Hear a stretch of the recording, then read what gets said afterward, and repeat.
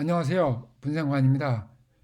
경영학 이론으로 초대하기 제3강에 오신 여러분들을 환영합니다. 오늘은 경영과 제품 서비스, 프로덕트에 대해서 진행해 보겠습니다. 오늘 목차는 생산 운영 활동, 제품, 서비스, 신상품 개발, 마무리 이렇게 진행해 보겠습니다. 먼저 생산 운영 활동이란 제품과 서비스 생산을 통한 본질적인 가치 창출 활동이다. 이렇게 정의를 내릴 수가 있습니다. 기업에서 돈을 버는 것은 바로 생산 활동을 통해서 생산 운영을 통해서 이 돈을 벌 수가 있습니다. 그런데 이 생산 운영은 크게 두 가지로 나눌 수 있는데요. 오른쪽에 보시면 제조업과 서비스업으로 나눌 수 있어요. 제품 생산과 그다음에 서비스 생산 이렇게 두 가지로 나눌 수 있는데요. 제조업만 빼놓고는 모든 다른 생산 활동은 서비스라고 생각하면 되겠습니다. 그래서 이 제조업이 갖는 과제는 이 제조업을 어떻게 하면 심화할 것인가, 즉 빅데이터를 만들고 그다음에 자동화로 가는 그런 것이 하나가 있고요. 그다음에 다른 하나는 서비스화하는 그런 노력이 필요한 것이 바로 제조업이 당면한 과제라고 생각이 듭니다.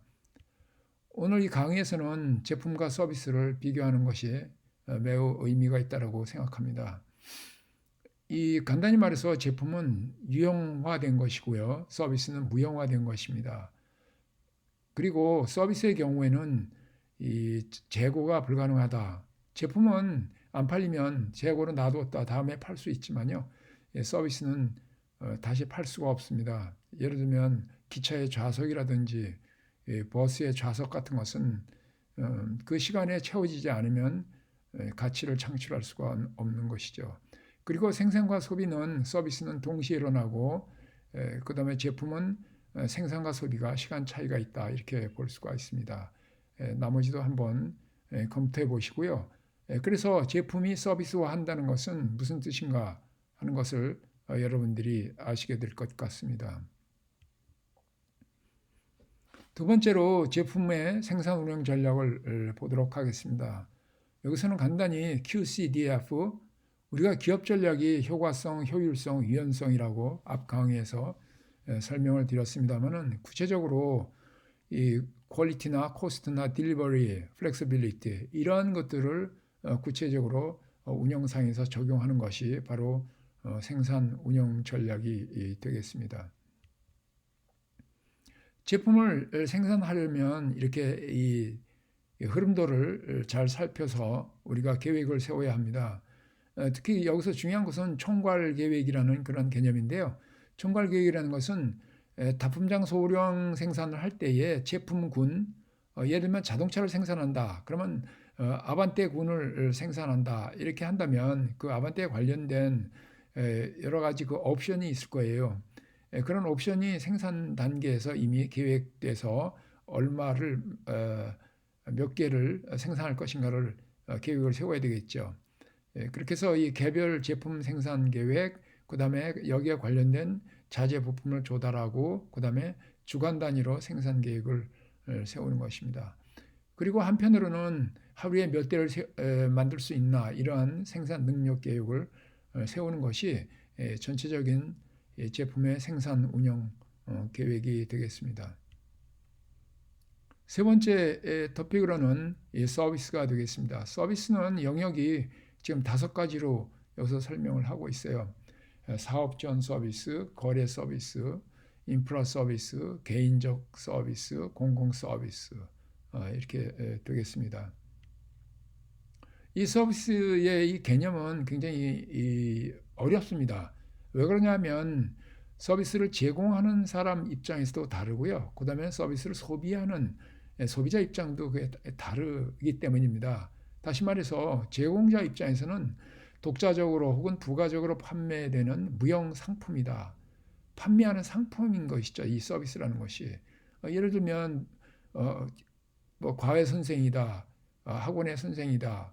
뭐 이런 병원의 의사다. 이런 것들은 무형 상품이지만은 소비자 입장에서 보면 뭐라고 얘기하냐면은 사람이나 물건에 대하여 베풀어지는 활동 또는 혜택. 심지어는 이 공짜까지 바라는 좀 더 많은 혜택을 바라는 것이 서비스가 되겠습니다. 그래서 제공자와 소비자가 생각이 다르기 때문에 이 서비스는 굉장히 어려운 그런 주제인 것 같아요.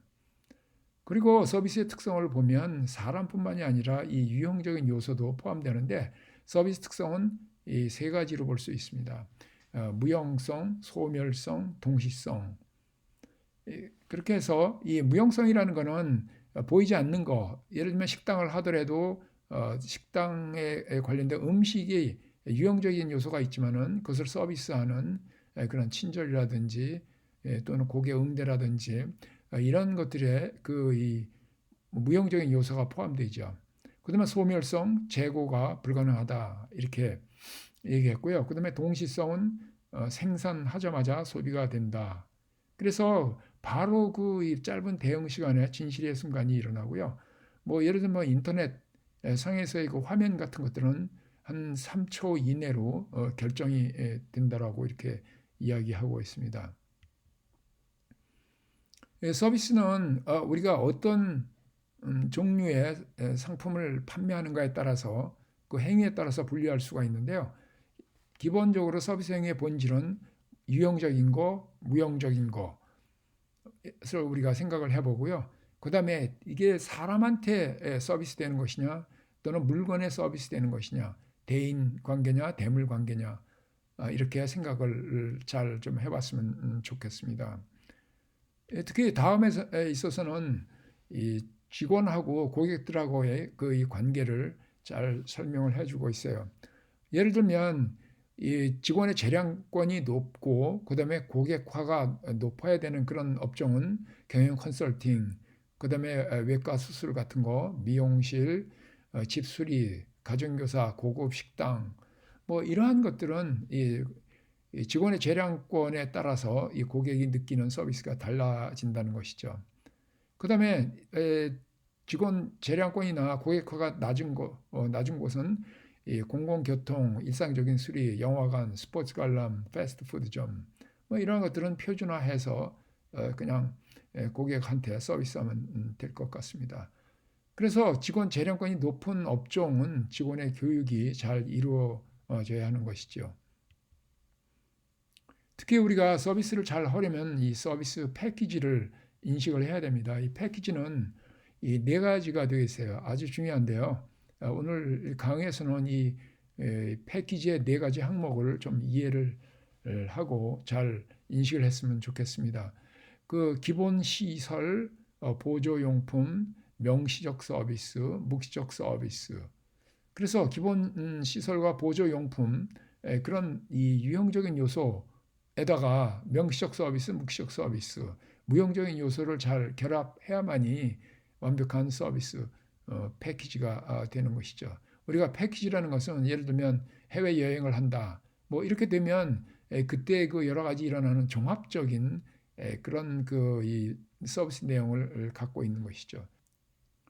다음으로 신상품 개발에 대해서 설명을 드리겠습니다. 상품이라는 것은 제품이나 서비스가 팔린 경우에 일반적으로 부르는 이름입니다만은 개발됐을 때 판매되는 조건으로 해서 신상품이라는 뜻으로 설명해 보겠습니다.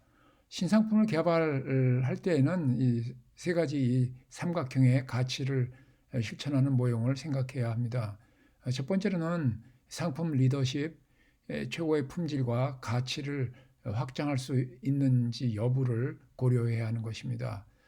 그 다음에 두 번째로는 이 고객과 친밀감, 다시 말해서 사적인 관계에 들어갈 수 있는 것인가, 또한 진실 게임에 서로 할 수 있는 것인가, 그런 것이 두 번째고요. 그 다음에 세 번째로는 탁월한 운영, 우리가 운영상에 있어서 탁월함을 추구하려면 퀄리티, 코스트, 딜리버리, 플렉시빌리티 이렇게 네 가지 항목을 잘 염두에 두어야 하는 것입니다.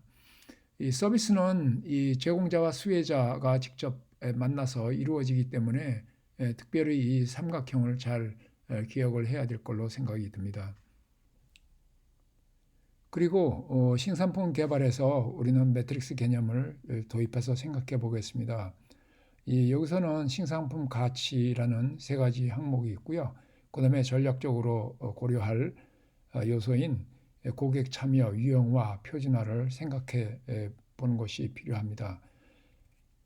먼저 신상품 가치 측면에서 보면 예를 들면 사원 교육에서 우리가 경영학 원론을 강의한다. 그러면 경영학 원론에 관련된 핵심 가치를 중요성을 설명하는 것뿐만이 아니라 이것을 확장시키려면은 경영학 원론과 다른 그 인접된 학문과 어떻게 연결이 되는가를 이론적으로 설명하는 것도 또한 중요하다고 생각이 듭니다. 그리고 경영학 원론 시간입니다만은 토탈 솔루션 차원에서는 어떻게 하면은 회사의 자부심을 가지고 미래에 좋은 경영자가 될 수 있는가를 함께 생각하고 교육 시간을 나눈다면은 좋은 경험이 되지 않을까 이렇게 생각합니다. 무엇이든 이렇게 이 서비스를 개발할 때 있어서는 또한 고객이 어느 정도 참여할 것인가, 참여의 정도, 그다음에 무형성을 얼마나 유형할 것인가, 그다음에 이 효율성을 위해서 표준화를 할 것인가 이렇게 생각을 하면 좋을 것 같습니다. 마지막으로 우리가 마무리를 짓겠습니다. 제조와 서비스의 결합이 완벽한 제조업을 이룬다. 우리나라에서처럼 가전제품이 삼성이나 현대, LG 같은 곳에서 만들어질 적에 우리나라의 이 서비스는 세계적이라고 볼 수 있습니다. 전화 한 통하면 다음 날 와서 서비스를 하죠. 이렇게 해서 이 제조가 있기 때문에 바로 서비스가 가능한 것입니다. 그 다음에 두 번째로는 서비스는 사람이 먼저이다. 물건이 먼저가 아닌 게 당연한 것이죠. 그죠? 사람과 사람과의 관계가 바로 이루어지기 때문에 이 사람을 중시하는, 사람을 소중히 여기는 그런 이 교육이 이루어져야 하는 것이 바로 서비스업이 되겠습니다. 그 다음에 서비스는 패키지이다. 아까 패키지 4개를 아까 말씀을 드렸죠. 유형적인 요소와 무형적인 요소에 대해서 각각 그 패키지를 종합적으로 이렇게 설명을 드렸습니다. 그 다음에 네 번째로는 서비스 가치는 토탈 솔루션을 지향한다. 좀 더 궁극적으로 문제 해결 중심의 어떤 그러한 이 솔루션을 지향하는 그러한 서비스가 진정한 가치라고 볼 수 있습니다. 감사합니다.